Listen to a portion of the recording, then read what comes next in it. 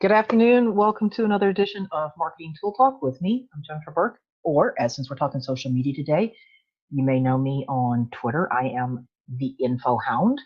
And that's an interesting thought. I'm working on potentially some rebranding efforts this summer and trying to figure out where does my alter ego that I created for social media purposes of TheInfo Hound, where does that fit in my branding now? So there's an interesting question. Look for possible emails and questions from me on that as I show behind the curtains of rebranding exercises this summer, and love to talk to any of the folks who've done branding work with their libraries lately. I know several colleagues and stuff have. We've had conversations. And I let everybody know that if you want, you can put in the chat window as you're rolling in Twitter, Facebook, Instagram handles for you to share, and we'll go around, we'll click those out. Also, to remember, if you want, before we leave here this afternoon, if you go into the chat window and you click the More button, you can save the chat to your computer, and then you'll have all of those links. You'll also have any links that I may throw in there during the course of today's webinar. So the main thing is that, as I said when I was introducing folks and warming up, that I was looking for topics that I wanted to address during this summer. And so I used some good social media engagement boosting tips, which was to ask my audience what they wanted from me. What did they want to see? And so I ran some polls on Facebook and on Twitter, and the nearly unanimous result was that you wanted me to come back and tackle some more social media things, specifically social media myths. And that some of this came up a little bit in a webinar a month or two ago, back in April, when my pal from Houston, Ken Watson of Watson KS, came on to talk about Instagram, because I am by no means an Instagram marketing expert. I'm not even an Instagram expert. You know, I post pictures of my food and wine and things like that. I haven't even decided whether I want to try tackling a business account on Instagram.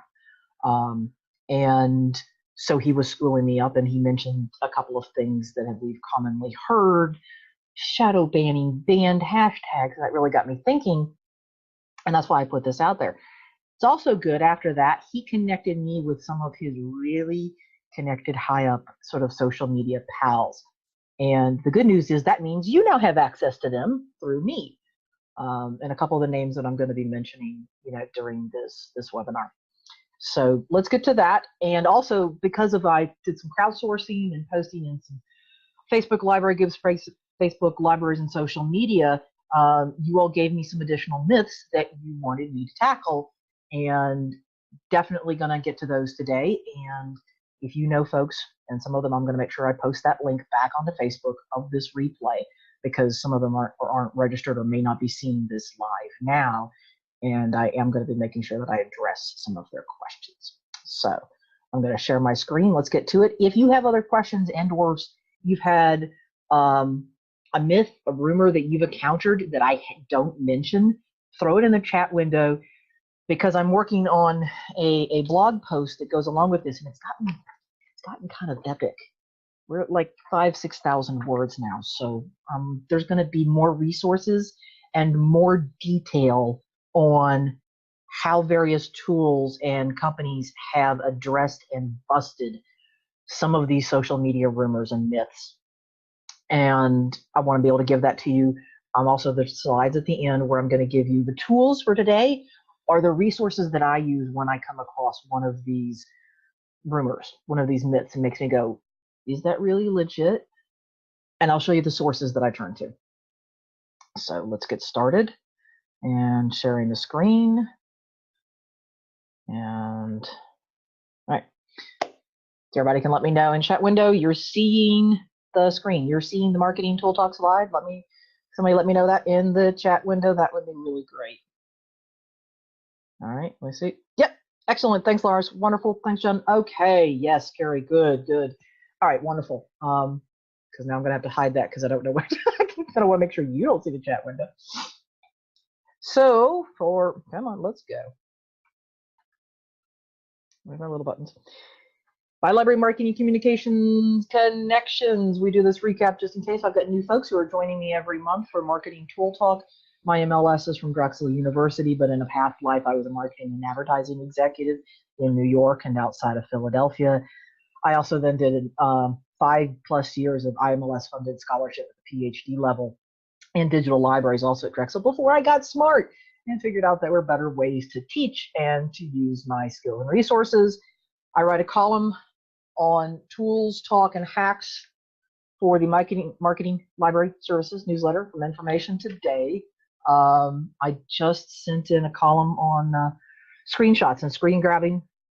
And you also know me as the president of the board of directors for the Library Marketing and Communications Conference. And here's my plug for the conference. We closed the call for proposals. Thank all of you who possibly in this group may have sent something to us. We got a lot of submissions that we're going to have another great conference. Here's the plug that the best rates available for the conference, the early bird rates, go until July 13th. They won't be extended. That's your best rate. Get your paperwork in case you've got one of those July 1 fiscal years situations. But we're really excited. I'm really proud of what the conference team is doing.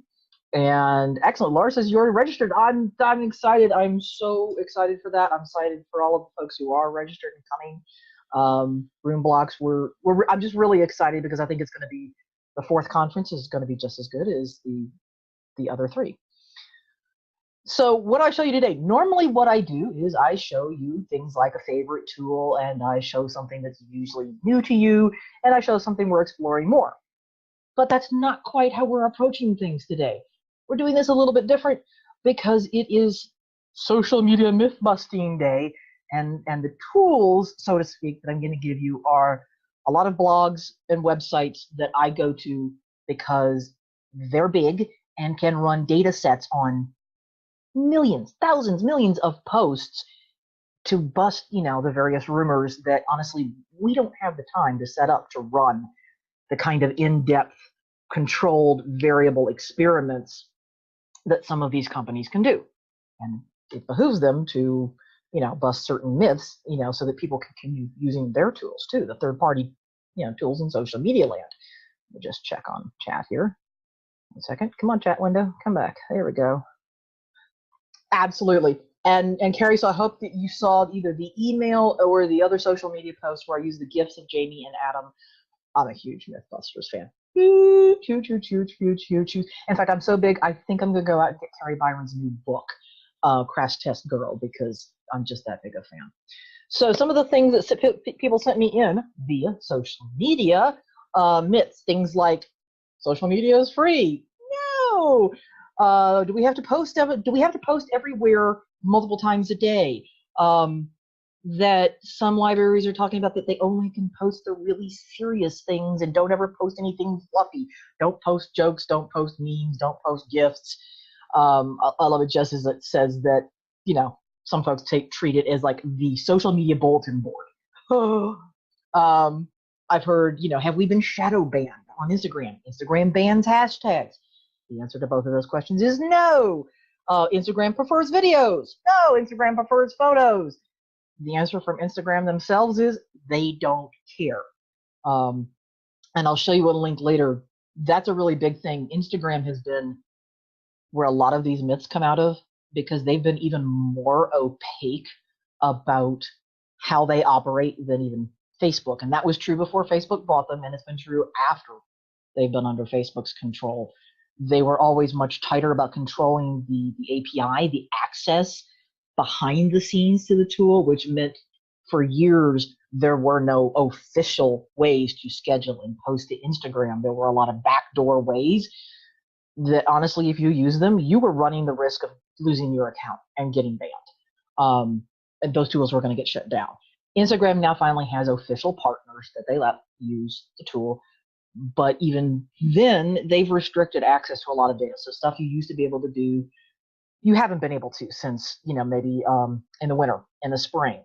So just know that a lot of those restrictions that you find, it's not because of Hootsuite, it's not because of Buffer, it's not because of Agorapulse. You can go to any of those tools you want. They're going to face the same restrictions because the restrictions are coming from how they are able to access the data from Facebook, from Twitter, from Instagram, And all of those social tools have tightened down a lot. So some things that you may have been able to do in the past went away, and jumping ship between third-party social media tools isn't necessarily going to solve that in the least. So there's a bonus myth that we've just busted there. Other ones, things like, if we post more people will come. Kind of the field of dreams scenario there, I might call it. The other one I've heard a bunch is that our reach will. People were afraid that if they switched to an Instagram business profile, they were going to lose all their reach, kind of like the way that all the Facebook business pages have lost all of their reach. Facebook addressed that about 10 days ago. Instagram did about 10 days ago, and the answer is unequivocally no. They're not the same, and they're not treating brands the way that Facebook is. It will not affect you. Karen asked, great question about what the effects are of using third-party platforms to post. And then I went and used some good marketing copy and TNITs. Then I said, it was an excellent question. But you have to tune in. You got to show up here to get the answer to that. Another one came up just yesterday. A colleague who's at the Bucks County Public Library here outside of Philadelphia had shared to one of the Facebook groups that a organization that she's not naming, also in the Philadelphia area, Bucks County, had used in their Twitter account that if you use the name of the organization as the hashtag, that your photos become the property of that organization. And we all kind of went, oh, bleepity bleep, no. And, that meme everybody uses, that's not how this works. That's not how any of this works. Yeah, that's not how copyright works. And that's not how the terms of service for Instagram work. Regina's reaching out to this particular organization to see if they'll amend that before I unleash some bigger Instagram experts and big guns on them to go after this account. But just know that's not true. None of that's true. Twitter downgrading scheduled tweets. Is that true or not? That's a rumor that's lived around. And the good news is we can bust that today too. So this is a chance for me to use another cool GIF in the presentation because I love that I can do that. And like Jordan says, you just got to go out, you got to get help, you're getting help, you're here.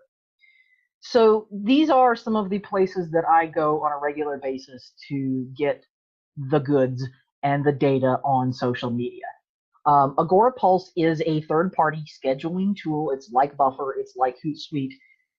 It's a little more aimed at the enterprise level. It has a lot of analytics built into it.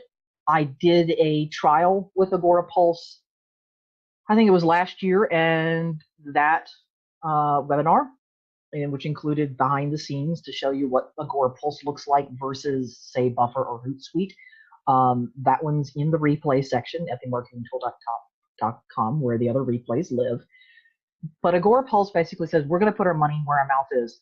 And we're going to spend, in fact, it says here, they're going to spend big money, $15K a month, to gather data and to spend time running analytics on rumors that have been sent into them to test and bust them to see what's the truth. They set up a hypothesis, they control for variables, they go through thousands or millions of tweets or Instagram posts or Facebook posts, and then they show you exactly what they did, how they did it, what the results are. These folks are great. This has become one of my absolute best go-to. Here's the answer. And you can skip down to the one at the end that says, okay, here's the we tested X. Here's the results. If you want more, you can read all the data in between and how they did it. They do test things for Facebook, for Twitter, for Instagram, and I think several other platforms. I also know that you can suggest experiments. I know in fact, my friend Ken from Houston, who did the Instagram webinar for me back in April, has run into some things on Instagram with his clients. And so he actually has a suggestion for a test in right now with Agorapulse. And so they're working on it. The other one is somebody that he turned me onto. It's Jennifer Herman, and that's her blog, Jen's Trends. Dude, I wish I'd gotten on that first, but she's got an interesting background.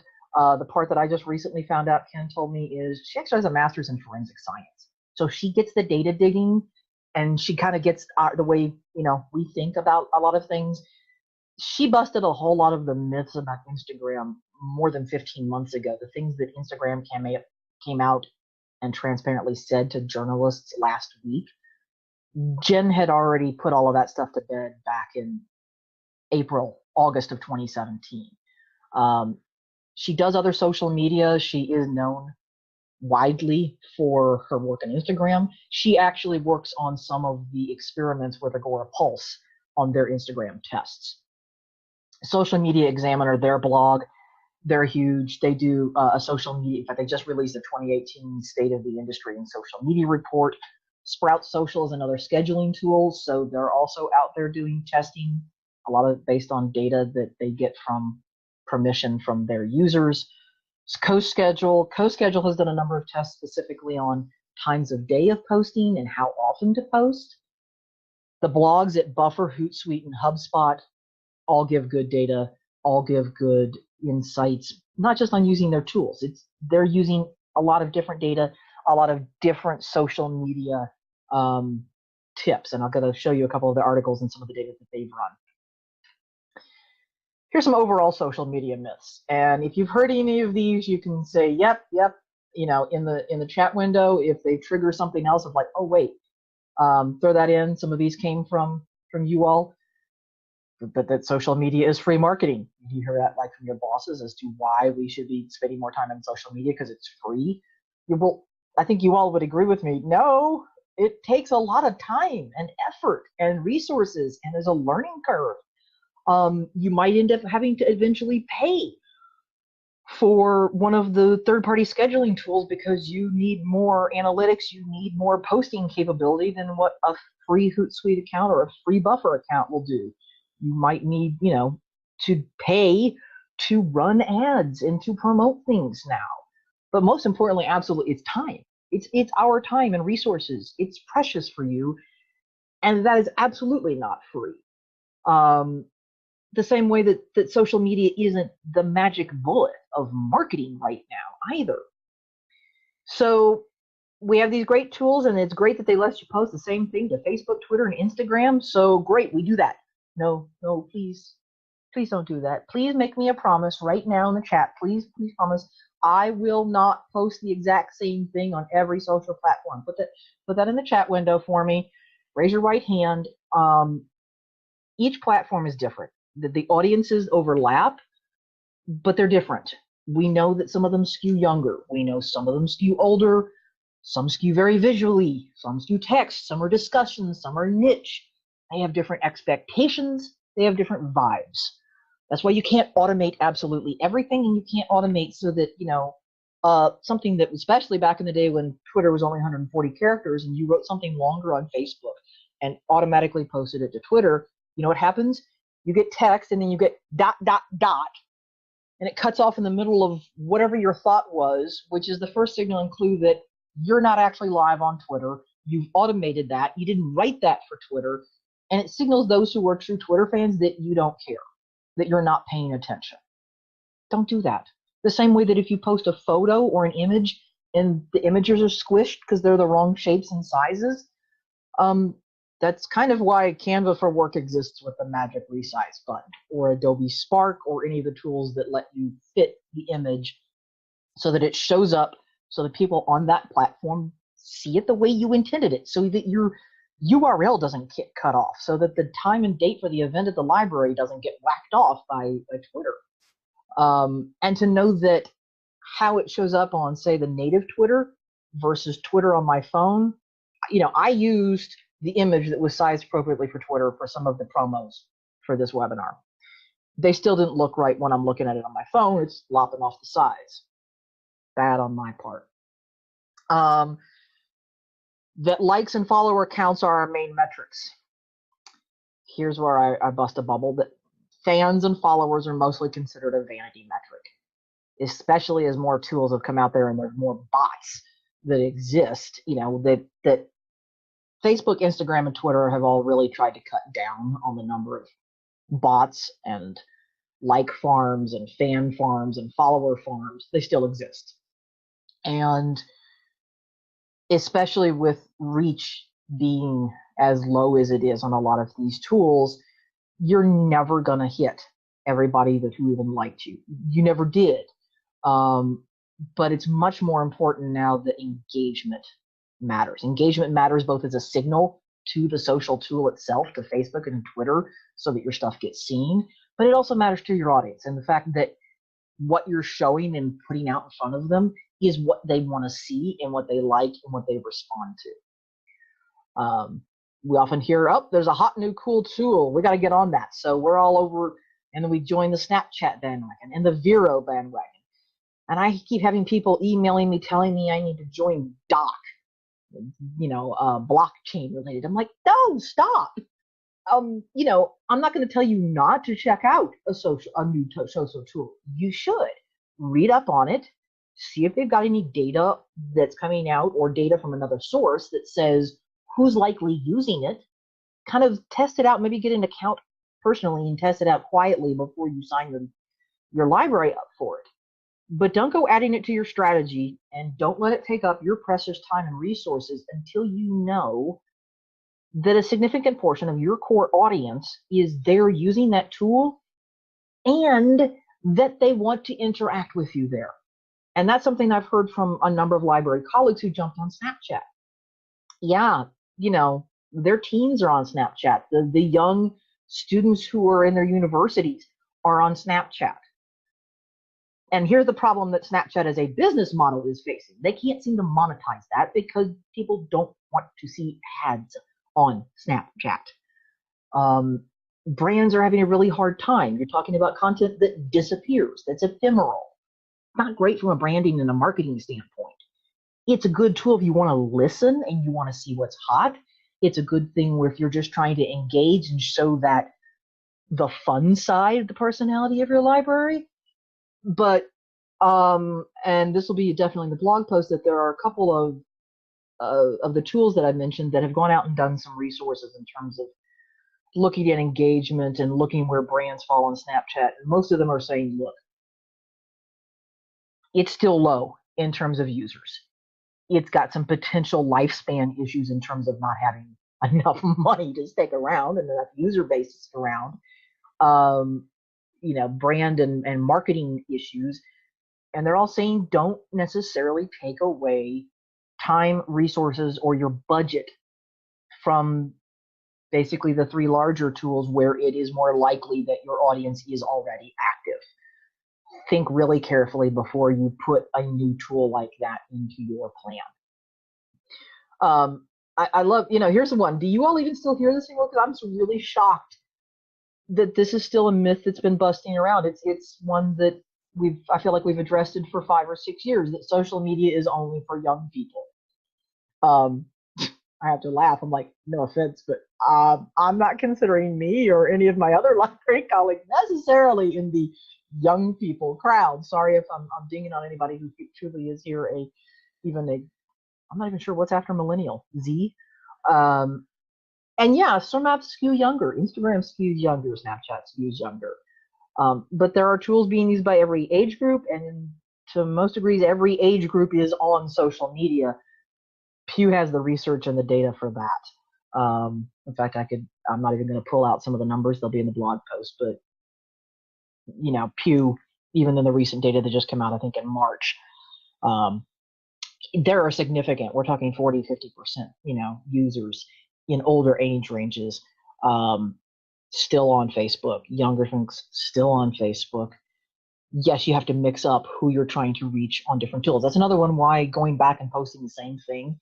If you're using Facebook to get to the moms in the library and maybe even some of the boomers, then great. Then, you're not using Instagram necessarily for that same thing. You're going to be using Instagram to get to the 20-somethings and the 18-year-olds.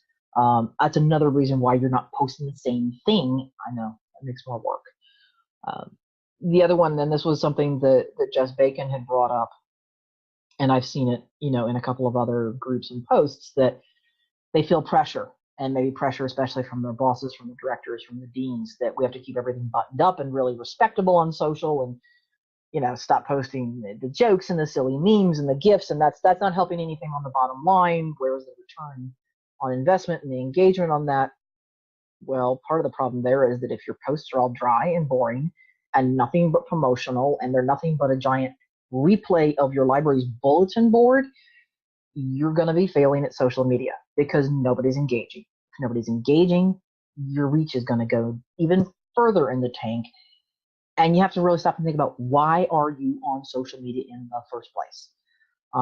There is room for all of us, library-wise, to have personality and to have humor. And one of the posts I'm going to show lately from what Belford did, they've learned it's what they call edutainment. That's the secret sauce that they found through their content that's the most successful stuff. It's educational and sometimes entertaining, sometimes in the same post, but that's the mix. You're helpful and you're showing that you're a human here behind your social media account. Some of these came from the webinar I did back in the winter, maybe December, when we talked about memes. And several of these were sent in to me from other libraries, from Connecticut, Milford, Connecticut Public Library. I have to remember which university Christine Devers is with. This one down in the corners from a friend colleague, April Hines. She used this image both on Facebook and Instagram. It was they were encouragement packs that they put together for their students at finals, including Post-it notes that other students had written as encouragement notes. They then packaged them up with little goodies, and they were showing the pictures sort of behind the scenes of what they were doing. And they took pictures of the notes, pictures of putting the notes in the packages, pictures of handing the stuff out. This one came about just, I think, within the last 24 hours, it came out on 28th of May, but I only saw it and was talking with somebody about yesterday. The Royal Irish Academy. They made a video for their library using Legos, and easy. It's not even necessarily really a fancy stop motion, but it was cute, and it got them great traction and great clicking through because they've got the stills from the cute video in the post on Twitter, which is already getting them good traction, and then they're going to send them back to the page on the website with the video and more information. So that's the win of social media. It's showing their humors, their personality. That's something people want to click through because they want to know more, and you're sending traffic back to the library's website. That's about as winning as you can get, and showing that you don't have to be completely stuffy buttoned up. I mean, I don't know what could possibly sound more formal than the Royal Irish Academy Library. If they can do this, you can do this too. So the top myths I've seen. Excuse me, I was going to say I was in the pool this morning, and so now all of me slightly itches. I was also in the pool last night. I'm a little chlorinated. So no one sees anything anymore. Organic reach is dead. Well, that's not actually a myth. That's true. Organic reach averages 2% or lower. 2% of your overall follower count or lower for brands. Here's the thing, though. Even back as far as 2012, reach was higher, but it was only 15% on average. We've never been able to reach all of our followers on Facebook from a business, from our page standpoint with what we post.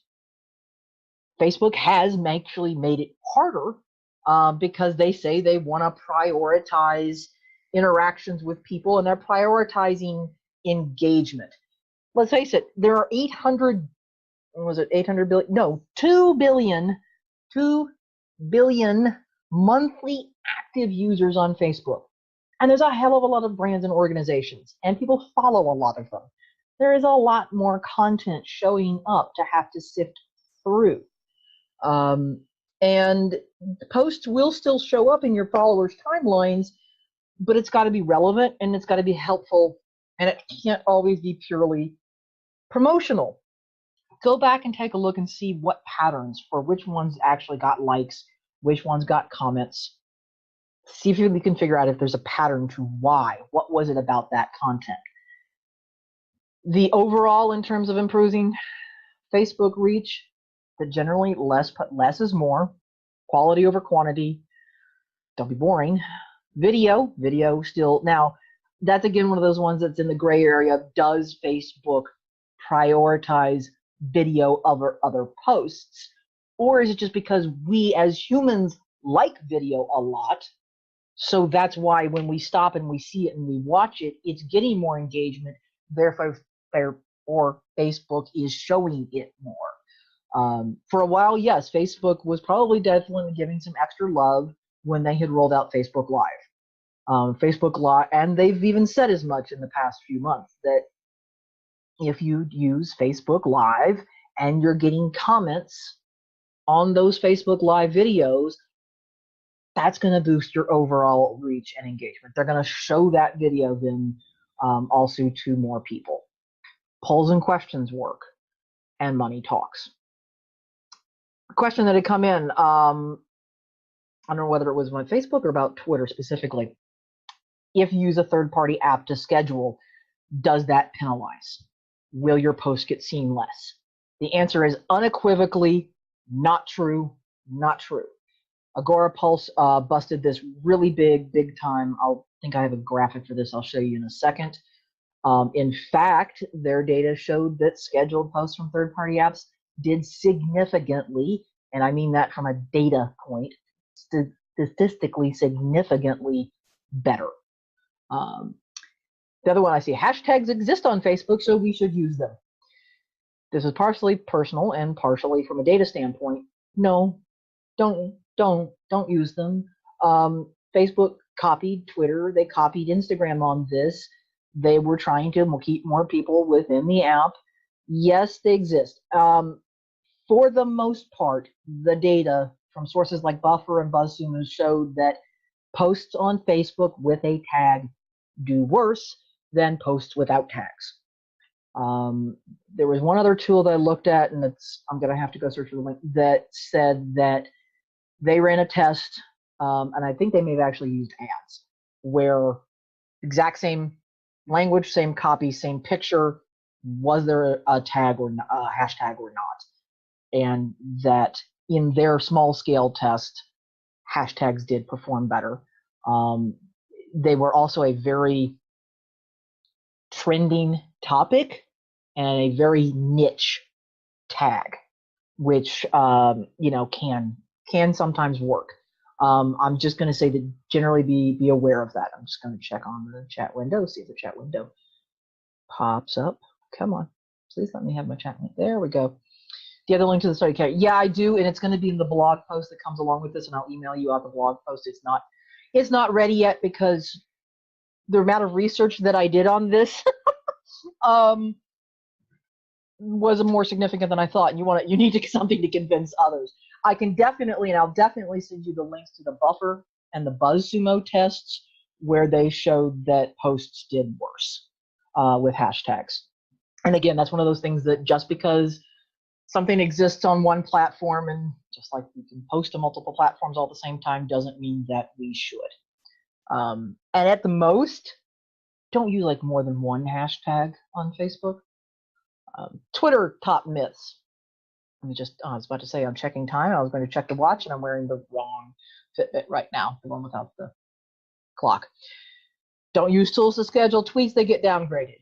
No truth to that. Agorapulse ran a separate test, and they busted this one too. The results were less conclusive and not statistically overwhelming the way they were with Facebook. Slightly mixed, and they go into some details of why they thought that was. On the other hand, scheduling with third-party tools for Twitter had the unexpected, in that they didn't set the test up for this, benefit of all the accounts that they tested gained more followers during the period in which they were using scheduled tweets versus manual tweets. Plus, if you're going to tweet on the frequency with which you need to make Twitter work for you, manually tweeting all of that will be a large pain in the bleep. So go ahead, schedule with impunity. Team follow back. Please tell me there's nobody still using this. The other one I've heard, we should do follow unfollow quickly. You get more fans and reach that way. First, don't feel obligated to follow back any account that has followed you personally or your library account that you don't want to hear from. Especially those are the random ones that are probably engaging in the follow unfollow crap. If they're not in your core audience, if they're not from your region, if they're from the other side of the country from where your library is, think twice. Let them follow you until they decide not to. You don't have to. There's also some thought from Twitter, and I've seen some data that basically if you wind up following a whole lot more accounts than follow you back is not good from a Twitter standpoint. There is Agorapulse did do a test recently on the follow unfollow and found that the numbers were numbers were there. It can grow your fans and reach number for Twitter and Instagram. It's still considered a little on the slimy side, and you have to do it slowly and manually. If you automate this, and there are tools out there that will automate that for you, you will get in trouble and you might lose your accounts. The more is better for hashtags, just like Instagram. No, hashtags are a good thing on Twitter, but not too many of them. This particular study, the one that's quoted in the link here on the side, basically said that engagement starts to drop by double-digit percentage points after you use 2 tags. Tag wisely. The other is double-check your tags before you use them to make sure that are they tags that are popular enough that have any meaning? Are they also going to, are they not going to things or content that you wouldn't want to be associated with? Be careful on that because certain tags can get co-opted, over time. I remember running through like Hashtagify and Right Tag. In fact, let me put that in the chat window. If I can just give me 1 second, if the chat window will come up.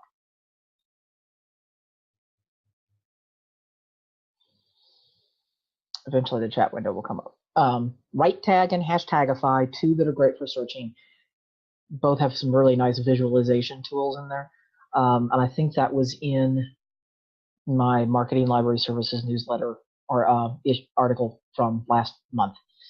That, like for library versus libraries, there's a significant difference in which one is used more often. And it was a little counterintuitive as to which one was more popular, and that changed tags that I use on Twitter. Instagram, because it was so opaque, where most of the myths seem to come from. The one that was around, starting around 2016, is no one's seen our pictures. I think we've been shadow banned on Instagram. And its cousin, which is I heard Instagram bans certain words and hashtags, so don't ever use these words. And if I use them, I'm going to get banned too. Okay, so this does not exist. Shadow banning. Never has.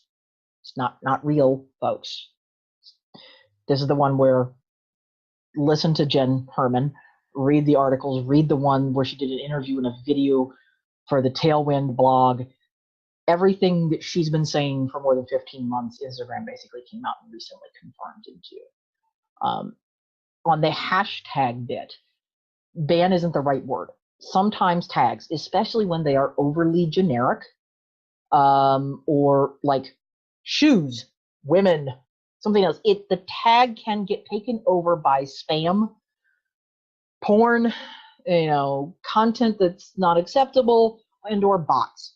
And most of the time if a word is basically put into, we'll put it the holding pin from Instagram, it has nothing to do with what the meaning of that word is.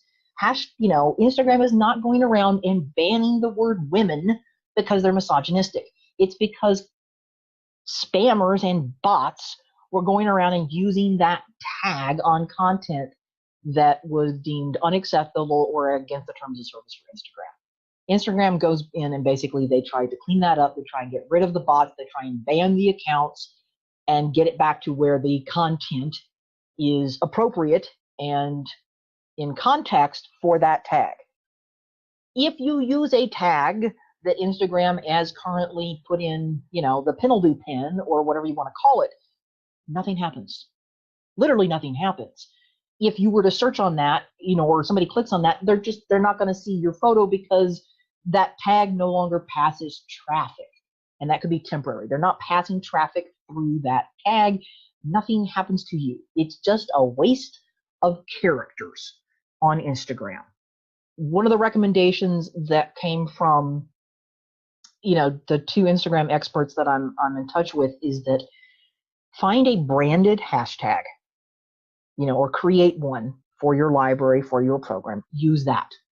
Use tags that are not generic, which is why, example, sometimes Instagram may penalty pin Christmas because it's an overly broad generic tag, which is more likely to pick up a lot of bot traffic, a lot of spam. Christmas 2018, fine.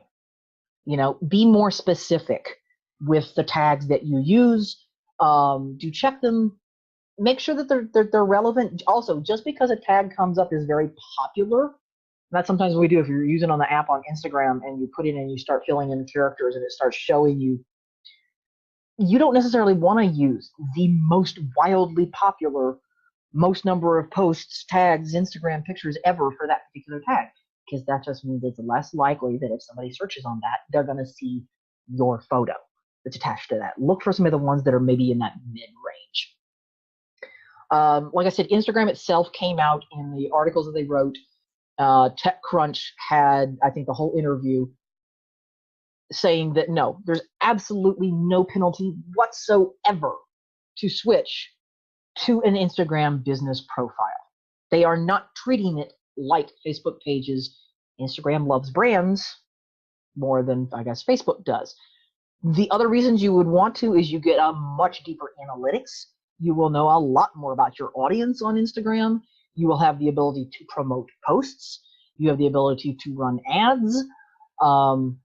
Those are the reasons to switch to a business profile. It's easy to do. There's no cost. There's practically no reason right now not to do so for those of us who have orgs with Instagram accounts. So this is just a little reminder to help me out, especially as I'm going to be working on my own marketing projects this summer, trying to get better at telling my own story. Do I rebrand? What do I call myself? You should have seen the survey link that I sent out in the email for this, and just leaving that up there. And I appreciate it. Give me a solid and take the survey. It only takes a few minutes. I really appreciate that. And also, it's really pretty cool if you haven't used it before. Typeform is my favorite survey tool. I love it better than Google, and I love it better than SurveyMonkey. And I'm using just the free version right now. So, and have for a couple of years. That was from a previous webinar where we talked about survey tools. And obviously, this is also the call to say, I am taking a little bit of downtime this summer, but I am still looking, especially in the fall, talking about doing custom webinars, custom training for library systems, consortia, individual PALs, if you want to dive deeper into topics like this or any of the others that I've touched on the previous marketing tool talk. Tips on timing and scheduling, because that one comes up a lot. I'm going to show you a couple of posts, including the ones down here by CoSchedule, ones by Buffer, that have recommendations based on a lot of data. It's still going to depend on your account. It's going to depend on your audience. You can take a look at the general guidelines for times of day and frequency of posting. They may not fit perfectly for you. It's a place to start and to run your own tests. Look at your insights. Look what your audience numbers are telling you, both in the native analytics for each of the main tools, and or if you are using a tool like Hootsuite, Buffer, Agora, Pulse, Sprout Social, Audience, or any of the others that has analytics. If you're going to test something, test it over 4 to 6 weeks and try to remove the other variables while you're testing. Do vary the times of day that you post on social media. I couldn't believe this when this came up actually in another Facebook group, that a particular library had been encouraged, and they never posted during the hours when that library wasn't open, because then they didn't have anybody to respond. The library wasn't there. The library staff wasn't there. Unless it's a crisis, I get that, you're worried about responding to somebody on social media immediately. You've got some leeway here. But the most important thing to know is that you're probably going to look at your stats and you're going to look at your data, and you're going to see that some of the most popular times when people are reading content and engaging on places like Facebook are when you're not open, like probably 9 p.m., maybe later. Because it's most important that the content shows up when your audience wants to see it, not when you want to be around to post it. When are they most likely interacting and are going to see that? Also, when are you going to have less competition for every other brand that's posting at 3 p.m.? less is becoming more, and that's certainly true on Facebook and Instagram. More is better is for the faster moving Twitter. The one that was interesting and that was sort of counterintuitive by some studies that Jen Herman ran is that you probably do not want to post more than once per day on Instagram. And in fact, you may not want to post more than 3 times per week on Instagram. More is not better. More will actually cannibalize your post and and shove your first post out the window, especially because Instagram is not chronological and is never going to go back to being chronological, no matter how often we bitch. That studies from Buffer and CoSchedule on large amounts of data basically show that posting only once a day on Facebook works well, maybe twice a day. Here's the trick, though. That's going to put a lot of more pressure on all of you to make sure that the posts that you're sharing are really high quality, engaging, what your audience wants to hear, which means you may have to dial back on posting promotions for show up at this event, the bulletin board type stuff. Create events, create pages on, like that for your for your Facebook accounts. But if all you're posting on Facebook is show up at this event, it's like the equivalent of a social flyer, that's why you're not seeing great engagement numbers and you're not seeing great reach. Sorry, hard truth. So this is the blog post I'm going to recommend. This is the one where Buffer counterintuitively found out that posting less brought up their engagement and their reach numbers tremendously. This is from the CoSchedule blog post on how often to post on social media. It's a range, and you can read the entire article. And when they talk about, I take with a grain of salt the sort of the win and the times of day. But here's one. Twitter, up to 15 times a day. Because Twitter moves so fast, do not assume that if you post once or twice a day, that anybody is going to see it unless they happen to be on there, unless they've saved you to a list, or they've got a save on the hashtag, the branded hashtag that you're using. Have several different variations of a tweet, so the language is slightly different. And use the tools like Hootsuite and Buffer so that they're cycling through and that they're scheduled at multiple different times of day, the hot times when your audience is using Twitter, so you're more likely to capture them. And there's confirmation from CoSchedule again, once a day. Don't overdo it. Which actually reminds me, I need to talk to a small business owner friend of mine who's a really, really great video production guy who's just discovered Instagram.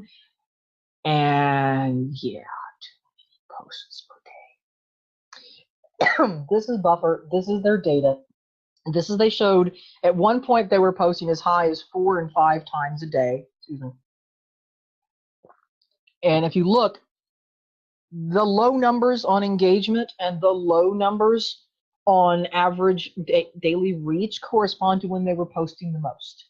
They stopped posting as much. They went to one really high quality, interesting post per day. And some days that was a curated post. Some days that was more entertaining.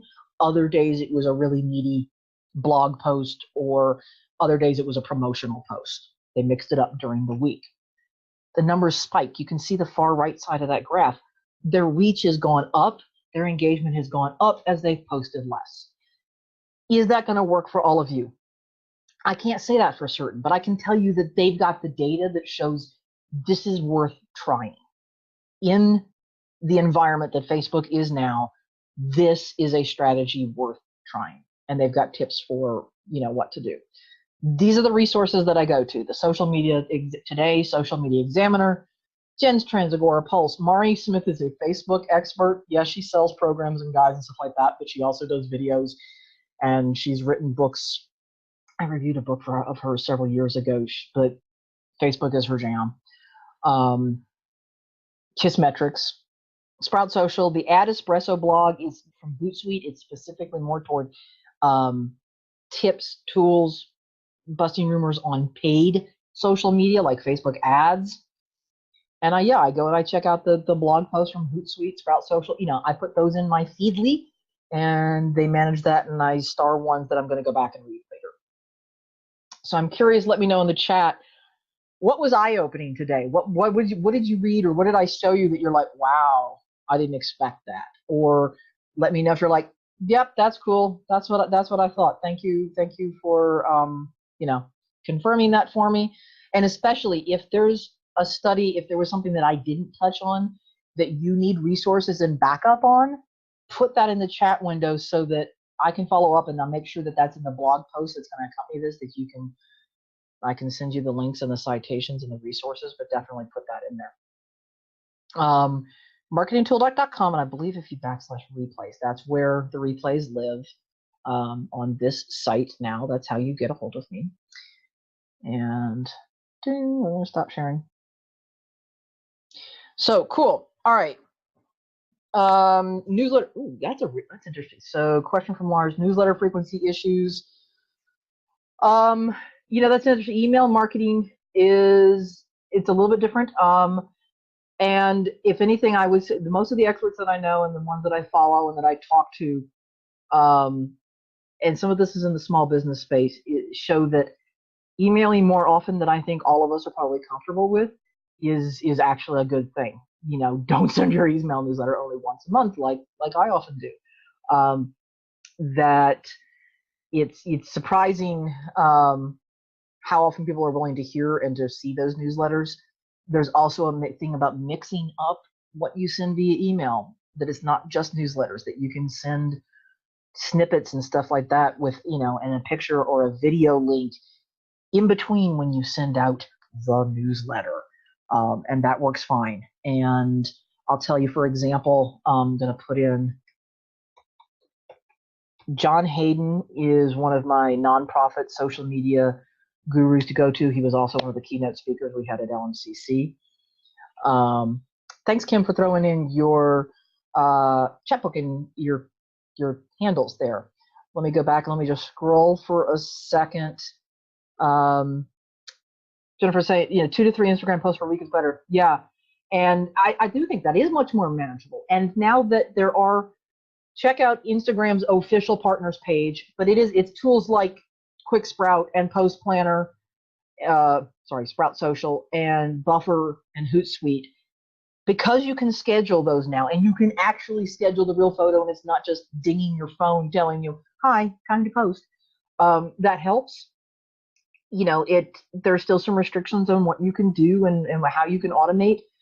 But when you've got certain things coming up for summer reading, for things around finals, and you've got those events that you can promote and plan, by all means, schedule some of that so that maybe you've only got one spontaneous post a week to think about for Instagram and maybe even for Facebook. Posting so often on Twitter. Twitter moves so unbelievably fast, and things literally they're gone. That it's the one social media tool where it is both okay to post more frequently and necessary.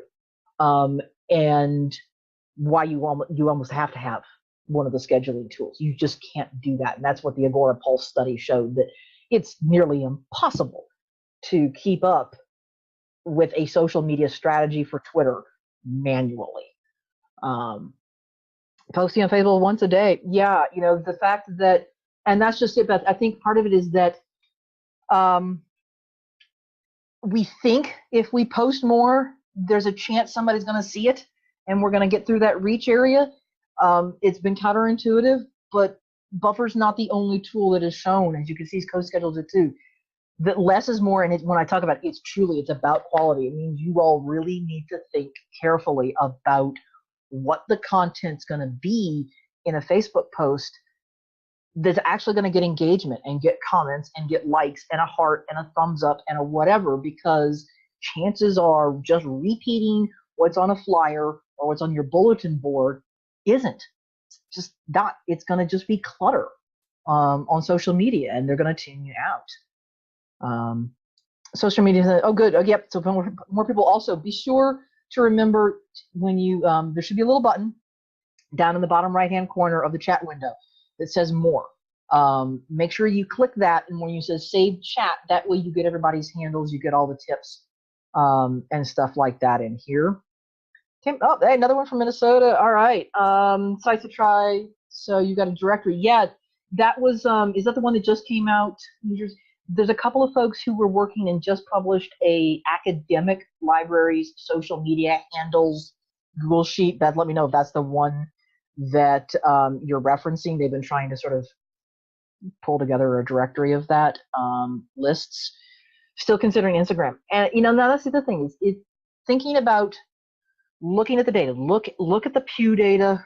Look at the data from some of the tools where they're showing the demographics currently of who's using each tool and those percentages to figure out whether it makes sense for you to be on that tool, and then think about what is the strategy going to be for that tool so that it makes sense for you. Don't add it if all you can do is spit out the exact same stuff from Facebook to Instagram.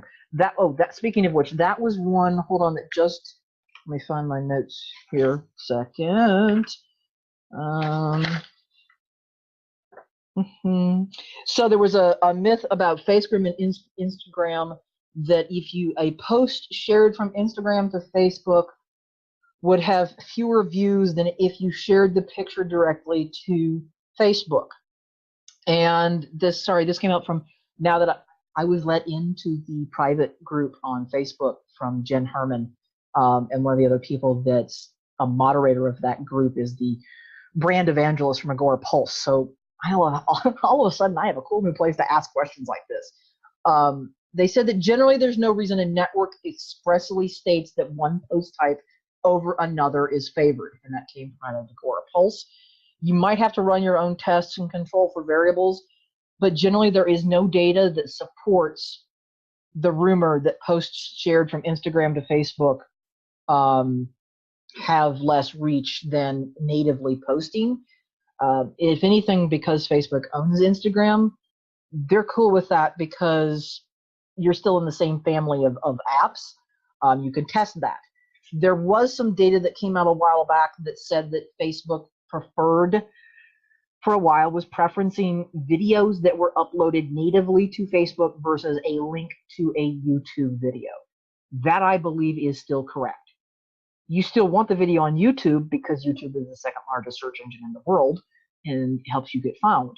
But posting, that video, or if you take a Facebook Live video to then download it and put it up on YouTube, is good. So other questions, other things that you need me to bust, and I will work on as I put together the umpteen pages of additional data and links and resources that came from this that are going to go in the blog post. That'll probably have me working this weekend. But I really appreciate it. Thank you all for hanging out also a little bit longer.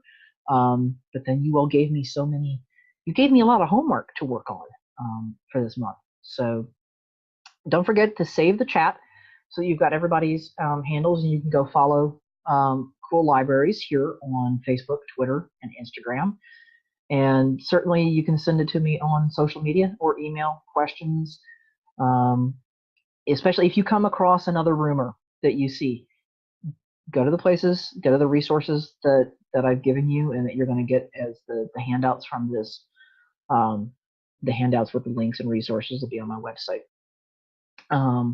But also, if there's another one that just stumps you, ask me, and I can now take it to some of the other social media experts who do this for a living more than I do, and ask them. So now I'm your conduit to asking the pros and getting back answers. So I'm excited, and I'm going to go follow your libraries because I want to know what you're doing if I'm not already following some of you, and see your success. We'll probably revisit social media because it's such a hot topic. So if you've got something else social media wise that you want me to take a tackle on, maybe during the fall, let me know that. There is not going to be any marketing tool talk in July. I'm going on vacation. We will return in August, and I'm still not certain on what the topic on that is going to be. Probably the runner-up from the polls that we ran, possibly something on images, maybe image editing in vacation. Thank you. It's a big vacation. We're going to go away to celebrate our 20th anniversary, so it's kind of a big blowout vacation, which is why I'm taking pretty much July off. So thank you. And yeah, thank you, Osami. Yeah, it is a big one. Thank you all for being here with me. Thank you. If you like Marketing Tool Talk, share it with a friend. Find me on social media. I appreciate you being here. And thank you, for being with me to give me some good myths to bust and take a look at. I hope you all have a good weekend, and I will catch you all and your libraries on social media. All right. Thanks all.